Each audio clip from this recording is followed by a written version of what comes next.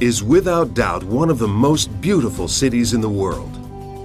Every year, millions of tourists come from around the world to admire the treasures and masterpieces of Roman art and architecture. But a trip to the Eternal City can be eternally confusing for first-time visitors.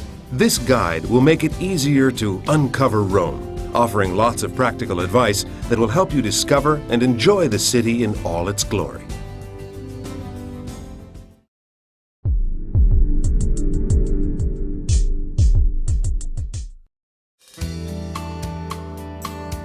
Because Rome is such a huge tourist draw, choose the date for your trip carefully. The best times of the year to visit are April, May, and late September through October. In the height of summer, the heat and crowds make the city nearly unbearable. August, in particular, should be avoided because this is the month all of Italy seems to go on vacation. Traveling too late or too early in the year can also be risky because the opening hours for many attractions are shorter and some are closed completely. Airfares typically drop quite a bit when shoulder season begins in early autumn, making this the optimal time to visit in my book. The days are still warm, the nights are slightly cool, and the tour groups and student mobs have mostly disappeared.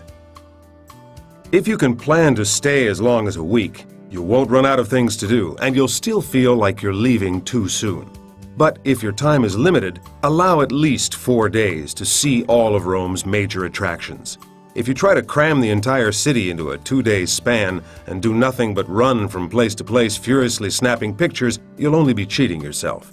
After all, Rome wasn't built in a day, and it can't be seen in one either.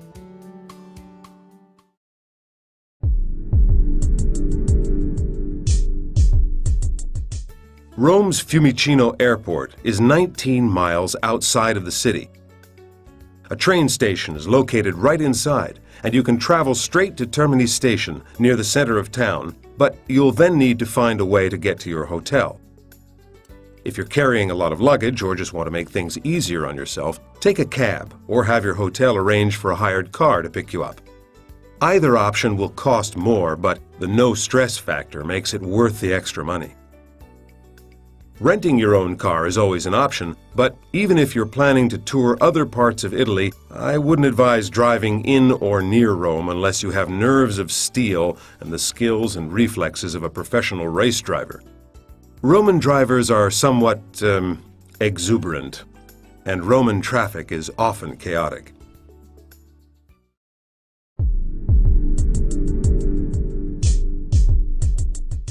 To plunge fully into the essence of Rome, I highly recommend staying in a hotel where you can simply walk out your door and into the heart of the city. Of course, the closer to the attractions you are, the more you'll pay, but trust me, it's worth it. Before you make a reservation, look at a map of Rome and confine yourself to hotels that are east of the Tiber River and west of Termini Station. Also, be aware that distances on a map might not be as close as they appear.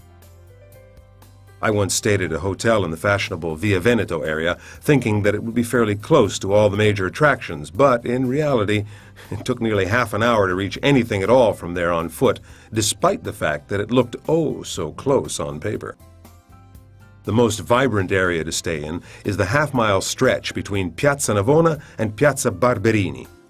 Some rooms here are pricey, but you'll also find plenty of small, family-run hotels nearby. Guidebooks are fine for gathering ideas, but hit the internet to get the best deals. Or, if you prefer, book a hotel directly with italyguides.it, and you'll contribute to publishing future guides like this one.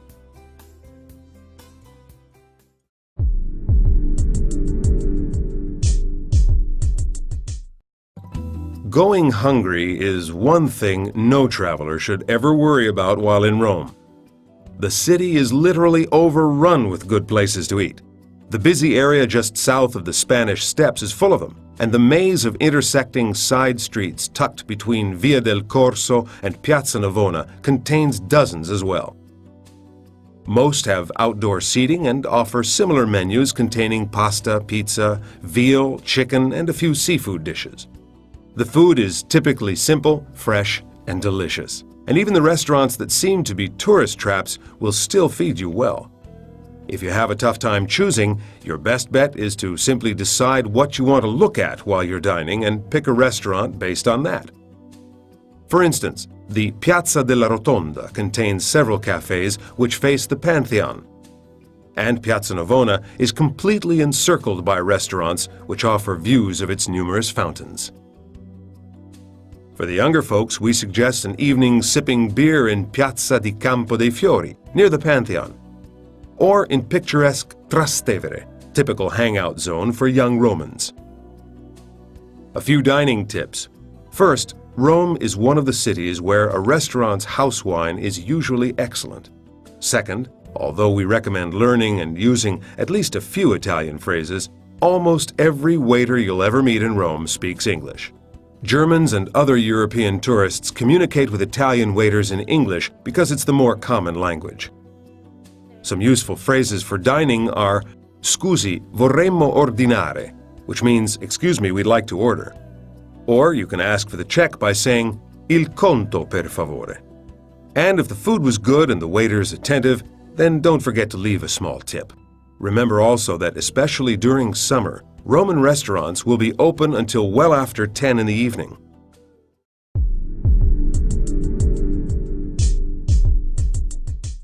Take out that handy map of Rome again. Now, draw a diamond shape with the Spanish Steps at the top, Termini Station to the right, the Aventine Hill at the bottom, and Piazza Navona to the left. 75% of your sightseeing will probably take place within this area. And even though it doesn't seem that big on the map, you'll need at least 2 days to see everything within the diamond, and 3 would be better. Some activities, such as touring the ruins of ancient Rome, including the Colosseum, can easily occupy an entire day. Several notable sites lie outside the diamond shape, including the Vatican, another full-day destination, Castel Sant'Angelo, and the Villa Borghese. Rome's subway system can come in handy when you're traveling to these locations. Look for the big red M at the entrance to each station. And a one-way ticket costs less than $1. But there are also tourist tickets called BIT or CIS, good for unlimited rides. BIT, Biglietto Turistico Integrato, is a 3-day ticket, valid until midnight of the 3rd day on which the ticket is validated. The CIS, Carta Integrata Settimanale, is a weekly one. Both the BIT and CIS tickets grant you unlimited rides on ATAC or Cotral buses, subways, and some local trains. There's also a ticket called Roma Pass, which offers you transport and 2 museums free of charge, as well as reductions for all other museums and major events in Rome for a 3-day pass. The Roma Pass is available in all museums and the tourist information points. Rome is a city that is best savored slowly, like a glass of robust red wine. Allow yourself the chance to see it properly by formulating a touring plan before you arrive. Choose one small section of the city to explore each day, leaving yourself ample time to lounge over a cup of cappuccino at an outdoor cafe, or a scoop of gelato at one of the dozens of ice cream shops you'll find. Another hint is to save the attractions closest to your hotel for last. You may be tempted to do just the opposite, but these will be the easiest sites to visit if time starts to run short. If the worst-case scenario happens and you're unable to see everything in one trip, just toss a coin into the Trevi Fountain before you leave.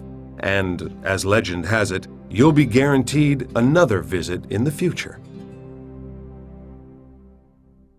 If you like this podcast and there are particular subjects you'd like to see in the coming episodes, check out our website italyguides.it to participate in an online survey. Let us know your tastes and opinions. Future podcasts will be tailored to your requests.